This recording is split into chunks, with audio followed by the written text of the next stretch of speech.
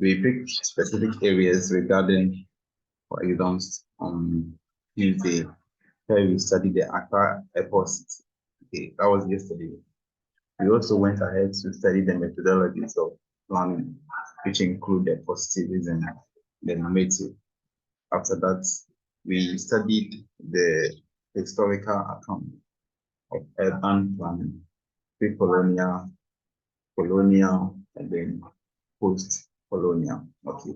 So today, what you're going to do is you're going to narrow it to Ghana. Ghana, how urban development has taken place or urban planning has taken place over the years. And then when we are done, we try to tackle one or two questions.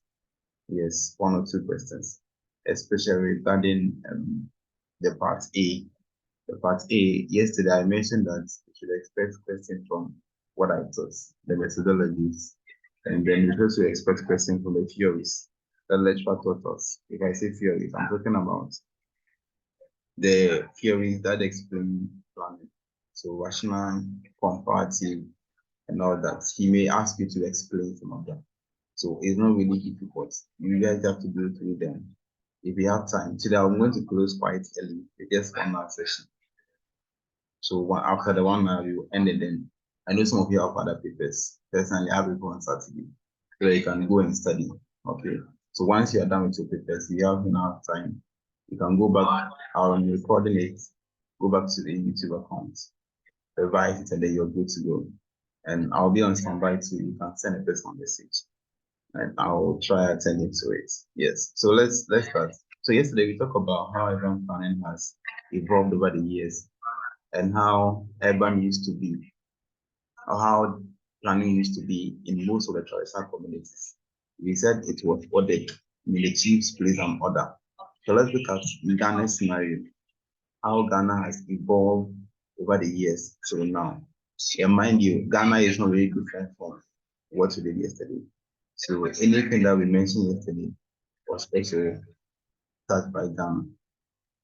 So let's look at the genesis of former urban planning in Ghana, how urban planning was carried out. Okay. Former urban planning in Ghana was introduced through the creation of town councils. Okay.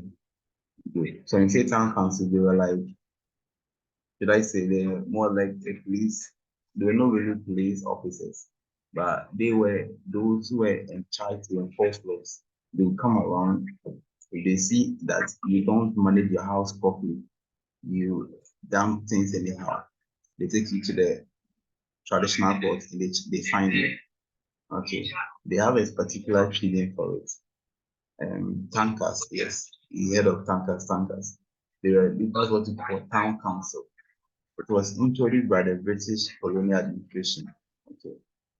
Planning was centralized activity executed on administrative basis without participation of the public. So just like the planning was done at the office of these town council offices. Okay. And they don't consider any public people. They just come down. This is what they're supposed to do. So let's follow. Planning was a strategy to manage poor sanitation and unhygienic conditions. So the main purpose was of these town council was to ensure that people keep their environment clean. So if you've ever lived in a typical village before, as per they used to do it, they would come around. Some people would just sweep and leave the refuse or throw down their refuse anyhow. Or they won't manage their house well. When they come, they fine you, and you go and pay money. Some of you are familiar with this. Because you have been living Accra your life, I don't think you're familiar with it. But at least I've seen some of these things before. Okay, they call them tankers. Okay. So we are going to look at Ghana's scenario. The planning Ghana has gone through from pre-independence, meaning that from colonial era to modern era. Okay. Good. All the planning schemes we've gone through. So the first planning scheme I want to touch is the God Inspect plan. We all know God and God Inspect. Yes. We all know God and God Inspect. But God and God Inspect was one of Ghana's How do they call them? Those colonial masters, their bosses. They called, I don't know, I've forgotten the government or something. He was one of them. And his main goal as a head of state in Ghana, then Ghana was still big, was to ensure Ghana improves or good coast, improves infrastructurally. So what he did was that he put up a lot of infrastructure development. He put up schools. So if you went to Achimota school, I think you are a little conversant with it. He introduced Achimota school. He built some harbors. He built some roads. Yes. So the plan focused on improving infrastructure development across the country. So the Gettysburg plan is the number one plan during the colonial era. That was the formal Ghanaian formal plan that was implemented in 1920 to 1930. Okay, in the 10-year development plan. Okay. It prioritized transportation, water supply, drainage, and all that. So these are some key areas that we focus on. And you realize that most of them fall within the domain of infrastructures. So the man built motor school and he built the Takpade Harbour. Yes, I think we did this in phases. So these are motor school and these are Takpade Harbour. Yes. And he built hospitals too. So that was the first thing. Now, what's the next thing? After all this has happened, we developed another plan in 1945. So between 1920, how can we make it between 1920 and 1930, we have the Godwin plan, which look at improving infrastructures. Now let's come to 1945. After 15 years, that was after World War II. What happened? We implement what we call town and country planning ordinance. Okay, into brackets, kept 84. If I writing it, put it that way. The most popular term they use is kept 84. Town and country planning ordinance, kept 84. In 1945, we provided a comprehensive land use planning framework for ordering human activities. Okay. Yes. So they kept 84 built and retained key elements of Gettysburg plan. So they kept 84 was aimed let's say that was where they introduced where human would live. Human to live far away from Russian time. Human shouldn't live close to cemetery. I mean, they define the real settlements. So this is a very good, or it's a likely question. So they can give a historical account of Ghana's Ghana's plan since independence and even after independence. So independence is where before independence, they got this big plan, and we have the kept 84. They kept 84 looking at ensuring good settlement or good and management of human settlement. So we want to ensure that people don't build anyhow. Okay. So the town and country planning board was mandated to formulate and implement planning schemes. Okay. Urban planning was mostly perceived as successful due to the straightness and enforcement system of the KEP. So most of these, the KEP 84 was much centered in urban areas. By then we're talking about urban areas. We're looking at the mass, we're looking at Saturday, we're looking at Cape Coast, we're looking at Accra. Okay. Yeah. And it came to make sure that these urban centers are doing and the settlement pattern is working. So that was where they defined that this place is an administrative area. Administrative area means that this is where most of the administrative activities of data will happen. Okay. So if you see that you go to Accra itself, you can see Bank of Ghana, see Accra Metro, they are all located within one stretch. Okay. They all work under the CAP 84. Given this, and subject to various subsequent amendments, the post-colonial planning and contemporary land use planning and physical development in Ghana is still founded on the ideas of CAP 84. So what they're saying is that even now, the current thing that we are doing in Ghana, any development that goals, or that carried out than follows this order. Letter 84. I hope you're all okay with it. Letter 84. Okay. So this was before independence. So by then, all these plans was done under the supervision of these colonial masters. Okay. So before independence, we have the Gettysburg Plan and then Track 84. Okay. After regaining independence, where Dr. Kwame became fully the president of Ghana, we realized that the whole of development was due to the South. And it is due to the South. To the South, it means most of the development was centered in Cape Coast, Accra, and that's where most of the colonial masters were. So there was a 7-year development plan from 1963. This is not 1964. Okay, it's from 1963 to 1970, which was introduced. And this was aimed at ensuring that we develop other areas beside these southern areas. So take note.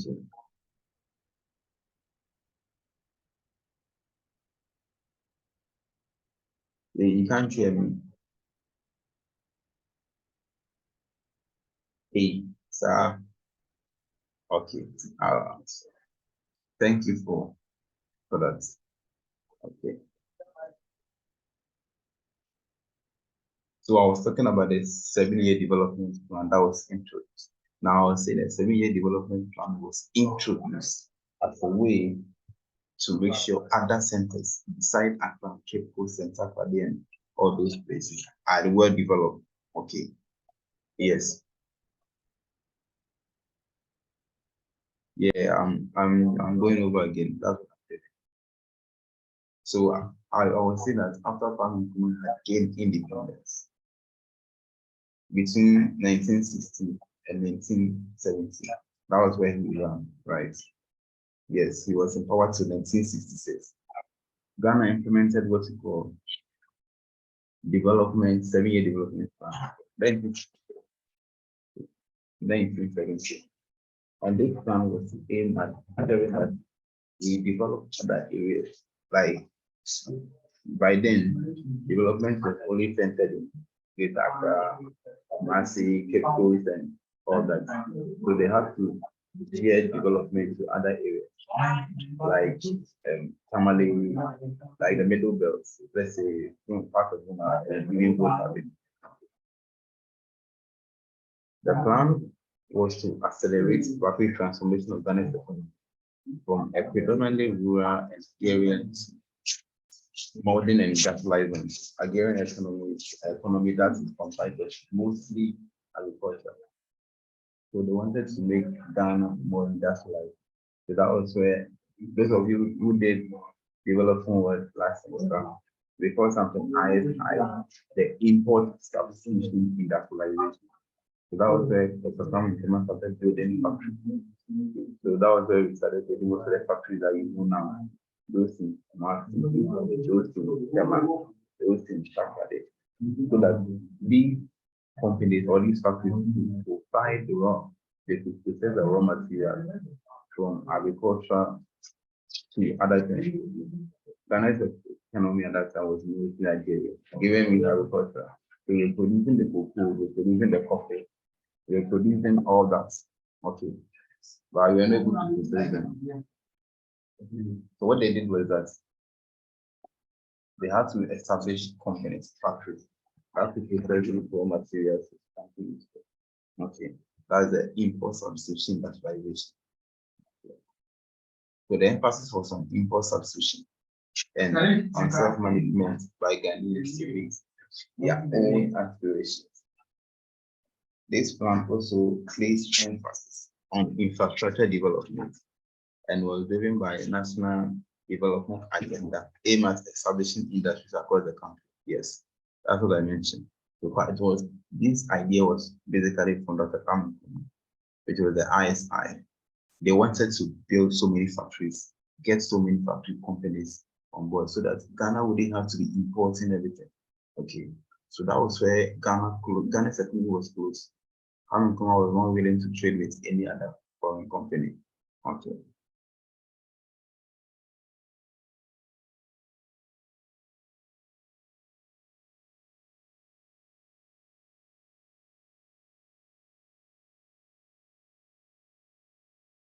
Before the launch and implementation of this plan, sections of the CAP 84 were amended in 1958. It is the Act 360, Act 30 of 1958 and 1960, making it more responsive to the development needs and aspirations of the Ghanaian citizens. So the CAP 84, because at that time it was more these colonial people who were around, it was not really focused on addressing the specific needs of the people. Okay. Yes. Though it was more centered on providing maybe more convenient means to the white people to. So after this implementation, they had to make some amendments. And one of the amendments they did was that instead of the town and country planning, taking care of how land is shared and land distributed, we created a ministry. So there was a minister for that who was in charge of Minister of Planning and something like that. Up to now is still in section. Okay. So they created a board, a ministerial board who was in charge of a whole plan. Minister of Planning, Economic Planning, forgotten the name. So industrial capacity to implement the plan was strengthened through the establishment of planning departments across Ghana. So when you go to any regional level, any municipal level, any district level, these plan activities were carried out at the regional level and even at the district level so that they could ensure it. So from that point, what happened was that areas that was not introduced to development like Tamale, like so the middle belts, the BA and the Volta region. That was where development actually started going to that place too. The policy innovation led to the planning and construction of 52 new urban settlements, including Tema Township. A national fiscal development plan, the one we talked about earlier, was initiated to guide land use of physical development plan, development of economic and social infrastructure to ensure spatial equity in development. So basically, the 7-year development plan that we are talking about, that was what the same thing they are mentioning here. It was implemented as a guide to ensure that there is that kind of spatial equity, that development is only centered in the southern part of Ghana, but development is equally distributed. Are you with me? So this is how it's been through. The first one was the Gordonsburg Plan, 1920 to 1930. After that, we came to the CAP 84. And then we came to the current 7-year development plan, which is more enforced substitution industrialization, and then making sure that all the cities in Ghana have equal share of development. Okay, so this plan was abolished after they overthrew and on the Kwame Nkrumah in 1966. Yes. So that is the basic trend that Ghana has gone through. And even not only that, after beside so Ghana has implemented, so Ghana economy was closed as at that time. Those who came out here, Champagne, Kotoka and all those who came, they still held to that. Until we got to the 1983, the regional development, I think we all did it, where we had to implement what we call a structural adjustment program and the economic recovery program. It is also a plan to open Ghana's economy to the global world until we go to 2001, where the government is now focusing on building individuals or private companies. So you can see that currently in Ghana here, they are supporting small businesses. Government is, I think there are a lot of initiatives by this current government to ensure that you support the youth. Yes, that it's a family and friends after it. If you don't know anyone, they will give you some. Yes. So that is how things have actually worked for Ghana in terms of planning and all that. So let's look at some implications and challenges of post-independence planning in Ghana. Implications and challenges. So what are the challenges that Ghana has gone through after we have gained independence and all these plans, or after all these plans, what are some of the challenges that we are still facing? If I see the challenges I'm talking about, from God's bedtime to the CAP 84 in 1945, to the 7-year development plan by Dr. Kwame Nkrumah, is the ISI, to the economic recovery program, and even so now. What are the challenges that we are faced with? Okay, we can ask you. Okay. So what are some of the challenges? Some of the challenges of face is population growth rate. Okay, population growth rate. Ghana, our population after post-independence has magnificently improved. The population growth has become a major problem to our development planning growth.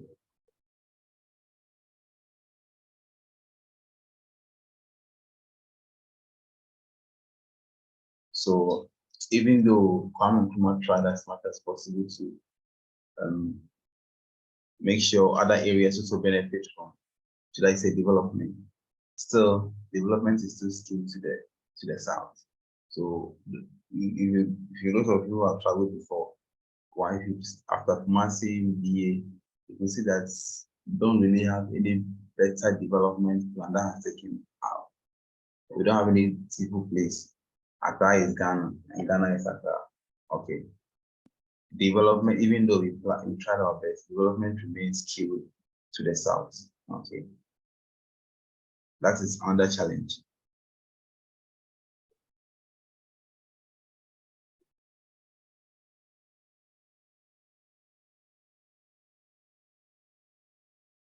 So first of all, I talked about population growth, one challenge, implications and challenges of post-independent planning there. One of them is population growth. Okay, population growth. One of them is political instability. So over the years, you can see the opponents, because of coup and all that, 7-year development, please, I hope I'm writing them. 7-year development plan was not even achieved due to coup. Okay. And then another point is on equal distribution of national development, even though the plan was to make sure other areas also get developed, but it is not so. Why?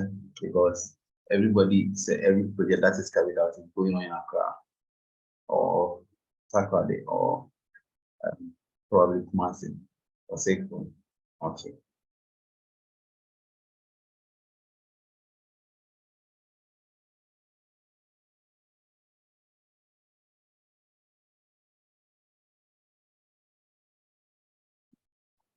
So another point is inability to regulate rapid urban growth. Inability to regulate rapid urban growth. Inability to regulate rapid urban growth. Inability to regulate rapid urban growth. So rapid urban growth has not been well controlled, meaning that we don't have any institutional order, or we don't have any good institution to ensure that the growing population or the rapid development of towns meets what the town demands. So we have a lot of people in Greater Accra here, but the facilities are not enough. Let me use the case of University of Ghana, for instance. I mean, every year there's accommodation, you understand. So that kind of rapid people going, getting to meet, and the infrastructure that should meet their demand is not met. Okay, so you can put it differently, that inadequate infrastructure to meet the rapid urban growth, or inadequate infrastructure to meet rapid urban growth. Then another challenge we can identify is Ghana continues to operate in a piecemeal basis. Piecemeal basis. What does it mean? Piecemeal basis is when we do things differently anyhow. So this government comes, they implement their plan. Other government comes. Do you believe in SHS? Let's do this. No, I believe in infrastructure, and this will come. So let's develop the infrastructures that will create jobs and all that. Akufo-Addo will come and say, no, let's educate the students so that they can find their way out. You understand? So we don't really have a concrete long-term plan. Most of the plans are piecemeal. Piecemeal means that we do things differently anyhow. So this one will bring its own plan. But we bring its own plan. We don't have a concrete development plan that is holding us. So basically, that is all about this. This is an examinable question. What we discussed so far, the very examinable area. Now, contemporary. I think I've been talking about contemporary thing already. Now, what are we doing now? After 1991 till now, what are some initiatives that have been implemented to make sure that we have urban development? Okay. Ghana has adopted the IMF and World Bank Structural Adjustment Program. I think we are all familiar with this. Last semester we did it. In the study, who did regional development, did the SAP. So many times Ghana face financial issues, we go to the World Bank, borrow from them, and they give us money. Okay. The same thing when we were dying in 1980. The World Bank came in, gave us money and got back on our feet. So one way to take this can ask you, give contemporary or discuss contemporary urban planning activities that has happened in Ghana post-independence. Contemporary means that more than what's happening now. Okay. One of them is that Ghana has relied, should I say, loans or money from the World Bank to fund its activities. And you mentioned the SAP as an example. And you mentioned that it's only SAP, we call something HIPIC. Yeah. Those of you who are more into politics and political science, I think you are familiar with this. Highly indebted program. All these are part of contemporary urban planning. Another one is increased focus on metropolitans, municipal and district capitals in the 1980s and 90s. So that was where they started bringing in Ayawaso West, Medina East, Medina South. Yes, that was where they started bringing all this. They wanted to bring all that regional planning. So we know the essence of putting, let's say, regions into various smaller quantities so that you can develop them. So one of the ideas or contemporary thing that we have achieved as a country is to focus on metropolitan, municipal, and districts. As a matter of fact, you can't execute any development plan without getting in touch with the municipal or district assembly. Okay. So some of you also want to be DCs and MCs. I'm hoping one day to come to that. Introduction of the centralized governance system, where the decentralized government system is where we have the local, it's similar to what we discussed earlier. So development is only centered at the national level. We have regional level, we have district level, even that time we have assemblymen. And within that we have what we call unit team members. So that's the decentralized government system. Okay. The liberalized economy was another Please, I didn't get the decentralized governance system. The decentralized government system is that they've not centered the power at only the national level where the president will take central decisions. So the government decides it comes to the local level. The local people also engage the community. They have the chiefs, you have the MC, you have assemblymen, you have decided members, you understand? So decentralized like that the decisions are taken, both the policies are taken not by at national level, but we consider the regional level and the district level. So decentralized means that we taking powers from the top and brought it to the down. That's what it means. It means the DC, the chief, the presiding members, assemblymen are all in charge in decision making. Yes. So the liberalized economy was an avenue for stimulating and encouraging private retail business. The liberalized economy was an avenue for stimulating and encouraging private. So the liberalized economy Between 2001 till now, Ghana has entered into a liberalized private economy where we are much focused on encouraging private companies. So those of you joining the class, say we discussed the Accra Airport City project. Yes, that project is a public-private partnership. And if you're a local company, and if you think this town, they will partner with you. The government has over the years supported private companies to take charge of the country. The issue was how to correct the skilled urban. So that is another point. When we say skilled, it means it's centered or it has been shifted, all developments were shifted from the urban to the southern parts of Ghana. So over the years, Ghana has worked hard to ensure that development trickles down to other areas, not only in Accra, but we have to look at other areas like Tamale, other areas like Water Region, and all that. Okay. And we have institutions. When I say legal institutions, it has gone through parliament, it has gone through executive approval or gazettes. Gazettes are done at the parliament. It has gone through debates and it doesn't approve. So these are some bodies of, let's say, acts. They are like laws that works at in Ghana. The popular one is the first one, the Local Government Act. Okay. So those who have been listening to radio and TV, they will normally mention it. The Local Government Act. Local Government Act is an act that gives power to the municipal level.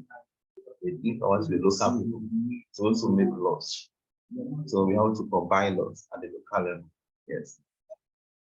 We have the National Development Planning Commission, the NDPC Act. We have the National Development Planning System. And we have the Environmental Protection Agency. So all these were formed as a body to ensure that planning carries out. So if you want to go to a particular town and implement any plan, you need to see all these people. You need to work within the jurisdiction of all these four institutions, or should I say all these four laws. Yes.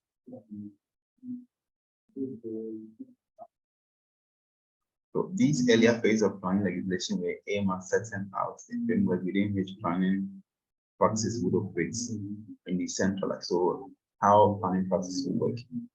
After you have centralized planning from the top, these regulations will ensure that those who are implementing the plan work within the laws of Ghana. Okay. Okay.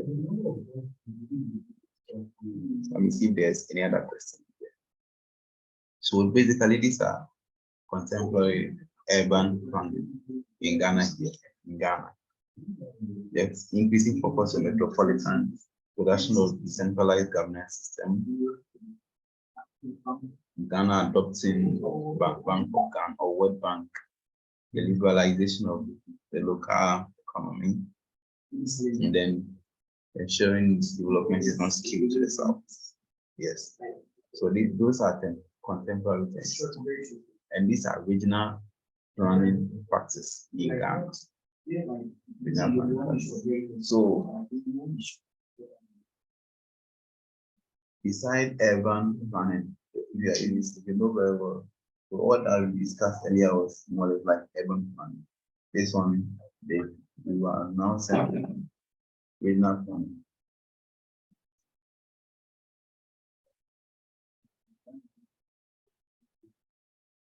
I'm focusing on regional planning.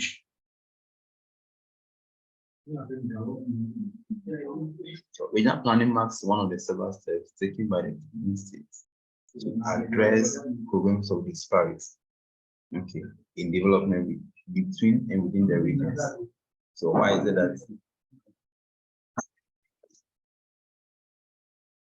that Greater Accra is more developed than Central region?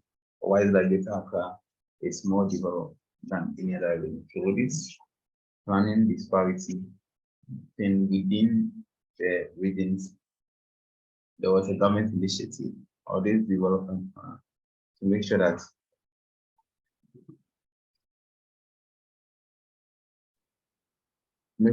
every region benefit from development. So the kind of privilege those in Accra enjoy, it should have the same privilege enjoyed by those in Ashanti region. You understand? Nothing by regional planning. Nothing. Regional planning was introduced at national level in 1965. The formal introduction of regional planning was to provide impetus and framework for a major resettlement program which was commissioned in 1966. So, yes, for implementation of water-based resettlement scheme. This is one of the schemes that was established.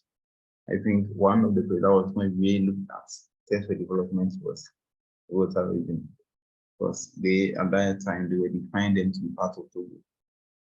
So they had to work in Southern. There was a development plan that was centered on all the developing the whole region. So all these are some acts and some names of development programs that have taken place. I'm not expecting a person from here to, but should it come, we should get something to write. Okay.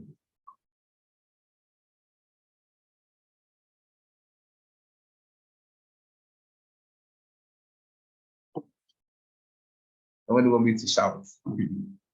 Shout, but okay, Martin. So quick one.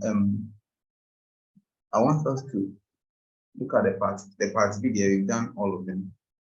Right, the part B, we've done all the topics. Definitely a question from A, C, the required procedure to come. Will be a question on the pre-colonial, colonial, or something. Either they will either look at Africa, the one we studied yesterday, or they will now reach to Ghana, the one I taught today. The God is very, yes. Abego, Yedi, what you do? Yeah, yesterday we did that cry for 2 minutes. Like which part? The section A or section B? They just part of the section B. So we did everything. And we also did, I think, the methodologies of planning. That one is section A. And we did the pre-colonial, colonial, and post-colonial. That one is only centered on Barrister. Africa. Yes. Please, did you record yesterday's class, the tutorial session? Yes, I did. All right, then. Thank you. I'm in your DM. Bye. You can, I think, I recorded it and then we shared it on the platform. It's okay. On the YouTube channel. So if you want to go over there, I think it's from now to write it before you can revise, and then if you don't understand anything, it's a long video, but then you can forward it and look at the parts, particular parts that you want to tackle or you want to learn. You're good to go. You don't have to play all the video. Okay. Unless maybe you can't learn anything at all. So I'll pause for like 2 minutes and take some questions. So general comments. If there's any question or any personal general concern. We are not done. We are going to look at the lecture 1. Lecture. Barrister, you're saying Barrister. from the Accra Airport City, the pre-colonial what we did yesterday. So the 3 that we did yesterday, you feel like would get questions on it? Yes. So what I said was that I don't like some. So there will be one question that will center on what we've done now. Urban planning or regional planning in Ghana. But I'm expecting an urban planning question. Okay.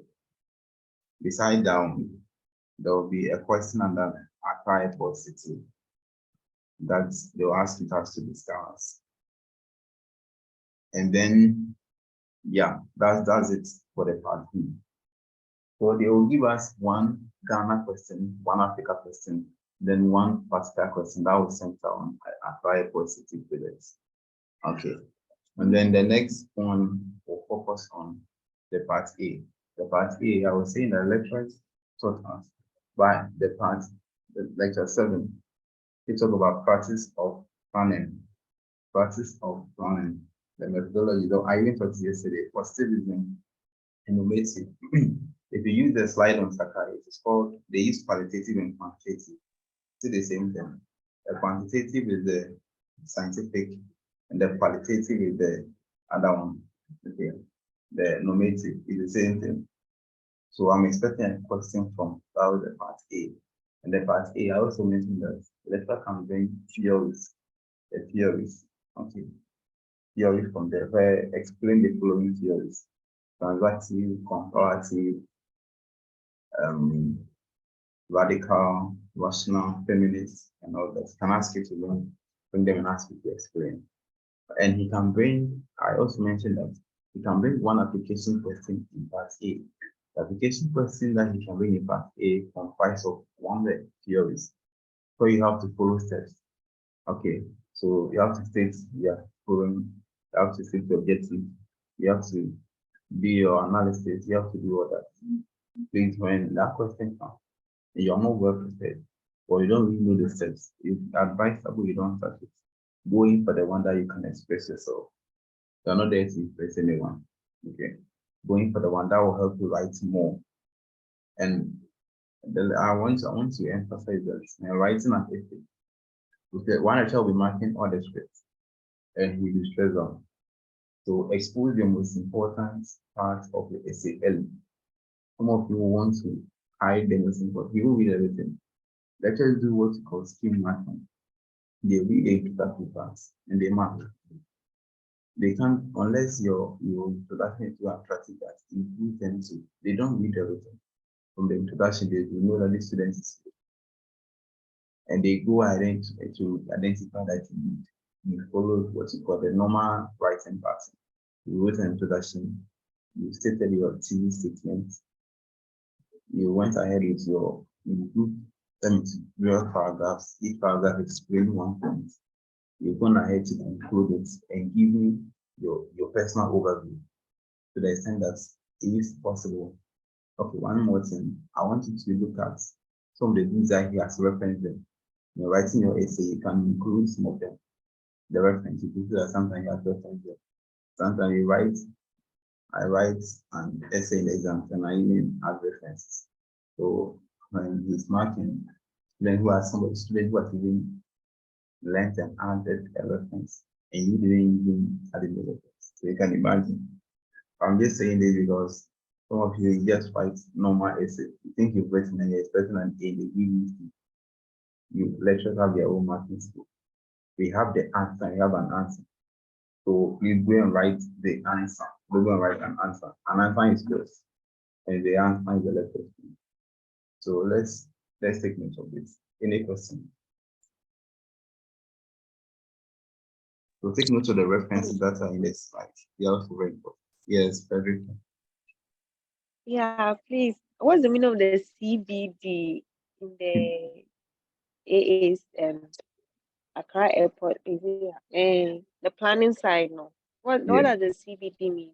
Central Business District. It will get the even Central Business District, CBD. Yes, I gave all the meanings of the abbreviations. So Central Business District. We have Ghana Airport Company Limited, GACL. We have JCAC, Ghana Contractors Association Council. We have Town and Country Planning Development and other ones. So that's it. Please, any other question?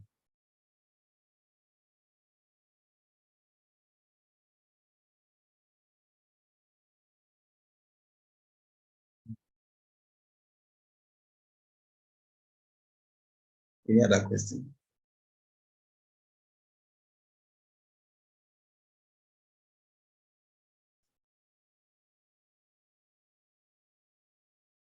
Okay, no question. So let's look at. So I'm not going to share screen again. Let's discuss. What of the theories don't you understand? I mean, because there will be questions from either rational theory. There's a practical testing, one practical testing from the section A. But you will bring it. That'll be the rational where you have to put some steps and all that. Please, I said when it comes and you know that it's enough. Don't even touch it. Okay. those questions that just like the good post theory question that we discussed last semester. See that one, I told you how you go around it. If you don't know the place very well, don't touch it. This is the same thing. We bring one application person. Let's say you want to have been hired by government to carry a development plan, let's say Kumasi. Explain the steps you go around it. Well, if you know the steps, any of them, you can go ahead where you state the problem, you state your do analysis, state your objectives. If you know those things, fine. Okay, if you know those things, fine. But if you don't know them, please, unless that one is the last option, one trial, in every trial, then you guys don't know the option. If you have any option, please go for that one. Go for straightforward questions. Okay. Is any question?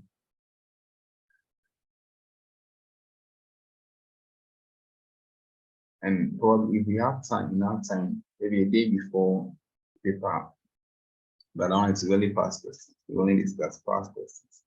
Yeah, that this cause a lot of people are confused with planning stuff. So that's why. But please go to the planning models. So they are quite straightforward. They are not difficult. Take your time to read. They make sense. Yeah, they are similar. Okay. Any question?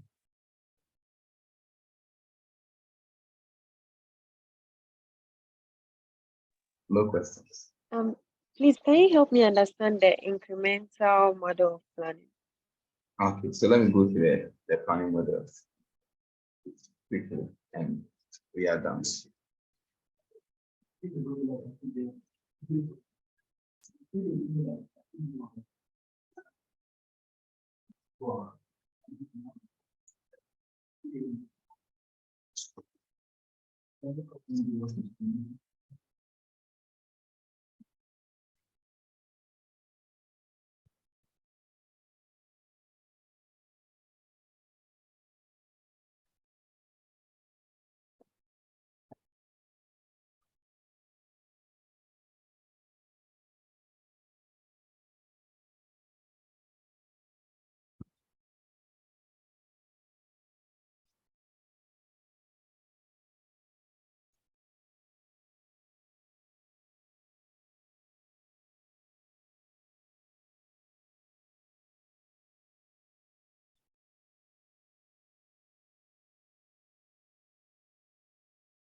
Okay.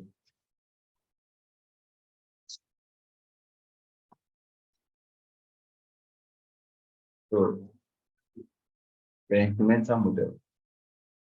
The incremental models is that it came to the line put it this way. It came to put or for example anomalies, yeah, or either abnormalities or anomalies or whatever. It came to correct them. Okay. It came to correct them in the rational theory. And what this focuses on is that it looks at that plan cannot be followed linearly. We cannot follow plan linearly. There'll be some kind of hindrances.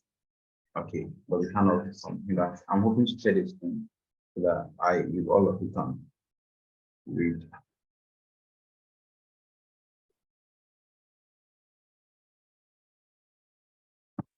So get the end of the line. Your right thing.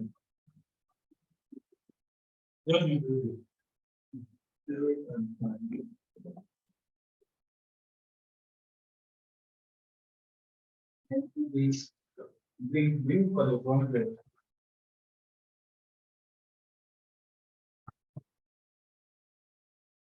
So I want to start from here. Lindblom argued that since comprehensive rationality, when we say rationality, in planning and policy making is not possible. Planning proceeds through a selection of incremental changes, and it also involves bias and error. So, like I said, we can't have a planning that's up planning, and this is the result. Okay, when you plan something that, for example, some of you have planned that when you come to university after 4 years of graduating. But here's the case where when you came to university, 300 for one, some courses gave you top time. So fortunately, unfortunately, you had a receipt. Okay. or let's say 100-second semester, some of the courses gave you tough time and get, you couldn't pass, so you have to visit the course. That means the first one or the 4 years you wanted to spend at the university, it didn't work out. Okay, you will have to spend additional year to pass that course before you can graduate. So incremental model is saying that rational theory that we are saying that we have to go linearly, plan, you set your objectives, you state things are very linear, you go through to no. Planning goes through a lot of changes, and planning goes through trial and error. So sometimes you plan to fail, you plan and you still fail. So out of the failure and out of the trials, that is where you gear towards achieving the plan. So basically, plan does not go linear like how we used to think. Plan goes through some changes, and this change is like that is due to uncertainties. Okay, so people have to try and try again. And he actually mentioned some disjointed. I want to read it. He later developed ideas related to modeling through that is good. This into a more comprehensive model known as disjointed incrementalism. He sees this as a method of planning or policy making, in which there's no clearly defined program, there's no clear objectives or goals to be achieved. So when you are planning your own stuff, some of the already planned. We use school, after one year I have to marry, but I don't know what's the outside code.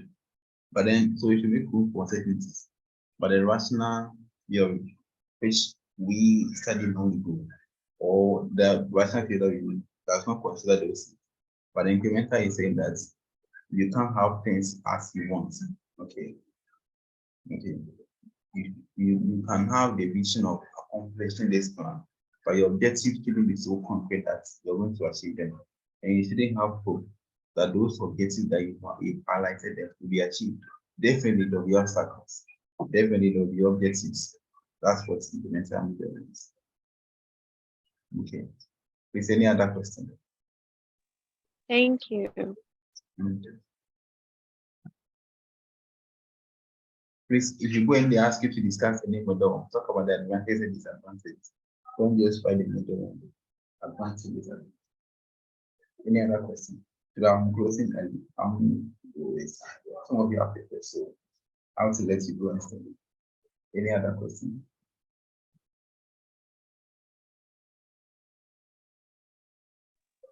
There's the radical theory and the advocacy theory too. Okay. So let me go to it for you. So that's in radical side of it. Okay, these are this.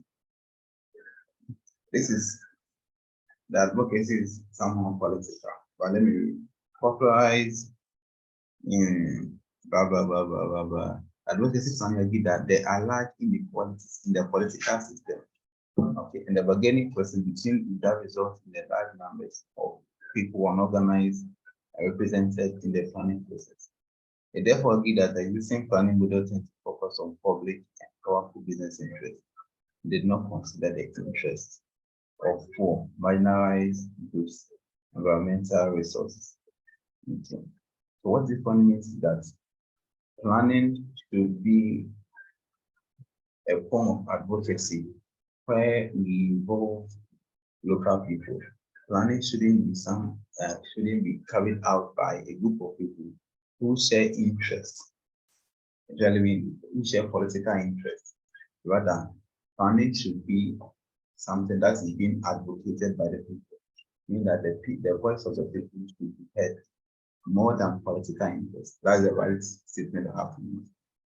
The voice of the people should be heard more than political interests, because most of the planning that are carried out on political basis. Okay, so advocacy is looking at the fact that we should consider these marginalized people, people who are less privileged, or people who are not really into, people who are on the other side, the other side, I mean, who are not well to do. Planning should actually focus on them, and we should advocate more for them. or when instituting a plan, we should serve more of their interest than our political thing, okay, or than our political interest. Meaning we shouldn't be so political in our planning, but rather we should advocate for the interest of the people. Here with the smaller groups are the poor people and all that. Let me read something here. So it concerns itself with ensuring that all people are equally represented in planning process by advocating for the interests of the underprivileged and seeking social change. So the people, the voice of the people has to be heard. Okay. If you are planning something, you should involve the local people, the people within the locality, the marginalized people, or we shouldn't focus on political interests to achieve any plan. That's the baby. So this one has got to do with politics and then advocating for local people. That's the difference. Okay. And it's a radical planning. It's radical plan right down. Right, okay.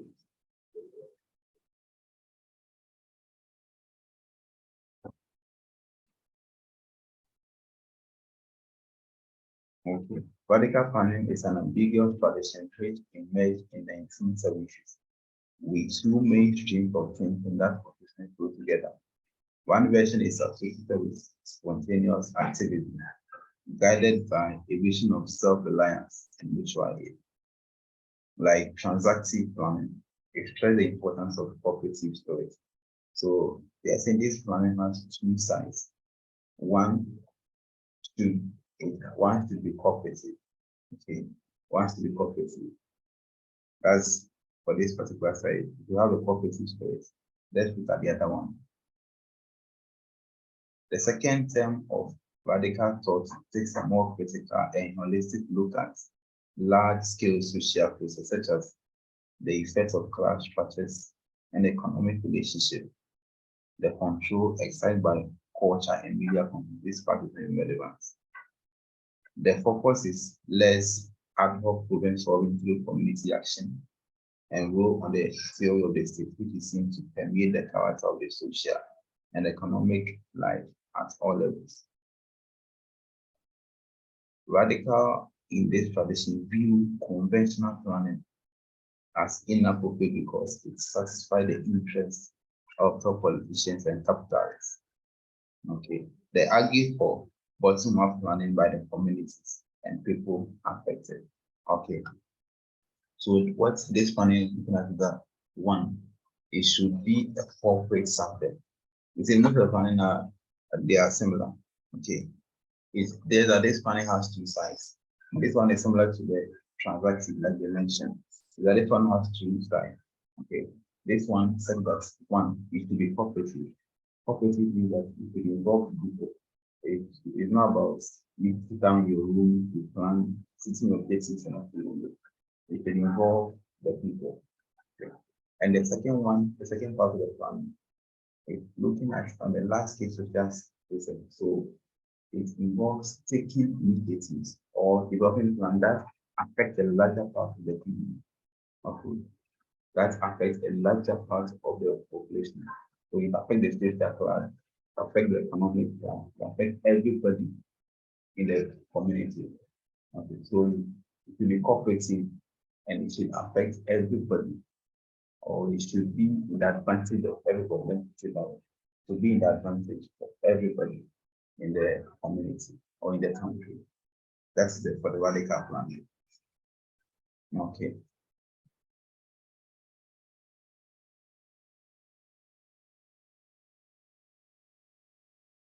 Please, any other question?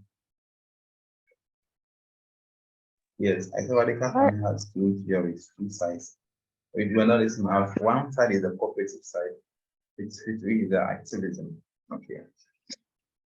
We call it spontaneous activism, this one here. And the other one has to do with a holistic one. Holistic one is broad enough, which cuts across a lot of sides. Plan to be cooperative. Cooperative means that it should involve everybody. Two, planning is said that it should affect every part of the economy, the social class, the economic class, the media, the culture, everybody. So when you have a plan, that's one, involve the people. So when it's going out, it tends to affect every part of the plan or every part of the economy, because radical plan. Okay. You got that. Yes. Any other question? Barrister, so please, what's the difference between the transacting and the communicative planning? And then the difference between the transactive planning and communicative planning. And I also want to understand the feminist planning theory. The other one you don't understand is? Yeah, I want to know the difference between the first two, communicative and transactive. Okay. Because they are both talking about people, so. Yes. And then the feminist, I want to. Okay, so let me read the transactive planning first. So when you say transactive, it's like an interaction. Okay, an interaction. An interaction is like that. It involves people within a particular context. Okay, so let me read something from here. Transactive planning also refers to evolution of decentralized planning. The key word here is decentralized planning.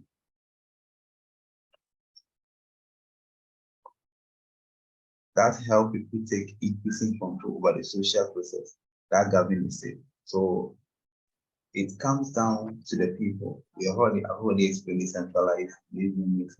It boils down to the local people.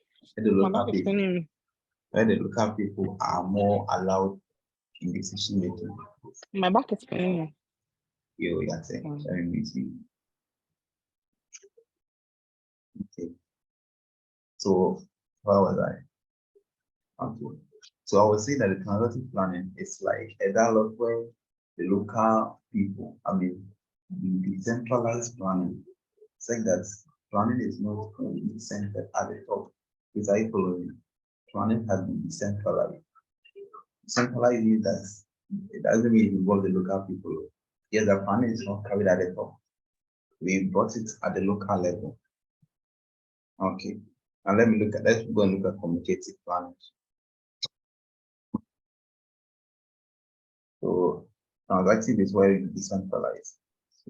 Barrister, you said transactive planning, it is decentralized. That means it's done at the top. No, it's brought down. Decentralized means that we've taken the powers from the top and we brought it to the local authorities. Talking about decentralized.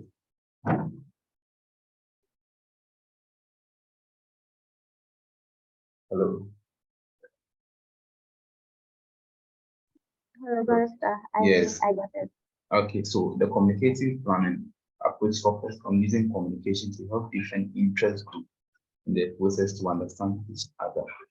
So within the planning, we have, let's try to mention that any plan that is carried out, we have different people that need to bring on board. We have governments, we have local people, we have private companies and all that. So communicating approach suggests that you will use means, you use ways to communicate each of them so that they can understand. Okay, so you have a representation of the local people, a representation from government, representation from private firms where they come together. Now, when they sit down as a team, they actually focus on understanding each other in a different way. So I'm going to communicate something that will help you understand it in your own context. Okay, and with this planning, it's more sensitive. It focus on the interest of the people. Okay, we focus on every individual, on what every individual should do, or what every individual has the capability to bring on board. So this planning is somehow, should I say, is somehow cooperative. Okay, it's cooperative, meaning that we try to communicate to you, or we try to align. Is that we have to understand how you understand. We have to know how you understand things. So if you are bringing an economist on board, you need to explain things economically to him for him to understand how planning can be carried out. if you are bringing, let's say, political sciences on board, you need to explain things in political science way so that you understand. So this approach is that you should communicate planning in a different way that every interest group will understand. That's the communicative planning. Okay. Is any other question? Last question, and we wrap things up. Please, I would like the feminist planning theory. So the feminism the Emma now. So Yeah, I want to know how planning has got to do with that feminist.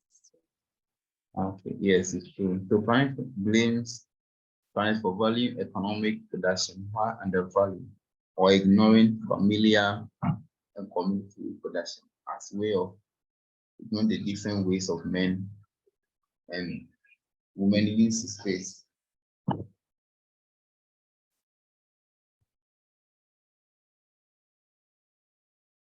Planning must consider the interests of women.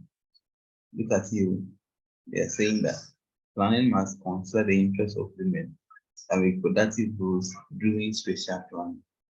That's what they're saying. So this planning should focus on women. I mean, when we are planning, we should factor how said planning would affect women. That's the feminist planning.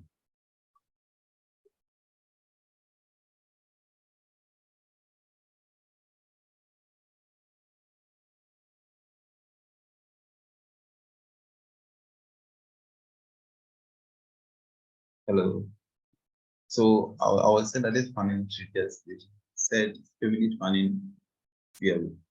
We say that we should do the interest of women. It doesn't mean we should not consider the interest of men, but it's specific that the interest of men, the interest of women should also be looked at in the course of what's planning. That's what it means. Okay.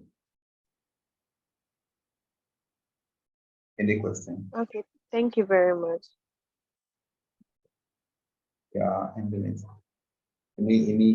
Any other comments ready? So that we can do it. So we have more time for But now. so you think probably let's say he may bring some of these theories and ask us to explain or write short notes. Is that examinable? Yes. So write short notes on the following. But it depends on the man attached to it. Don't go and write something small. Please don't go and write short notes. Write an article for them. That's all. But it should make sense though. Even though you say write maybe present short notes. If you can write as many things that comes to mind, just by them. With any other question.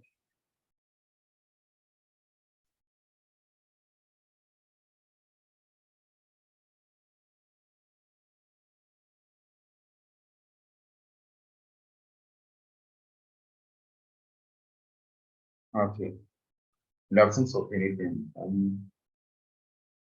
think it's the paper is on Tuesday, so we have more time. If you don't understand this, you can send a personal message. Or if I think I see any question, I'll try to give areas before you write the paper so that you can write some. But I'm preparing for other papers, so probably later. So have a very nice evening. Thank you all for joining. Bye-bye. Bye, and thank you. Bye. Thank you, Barista.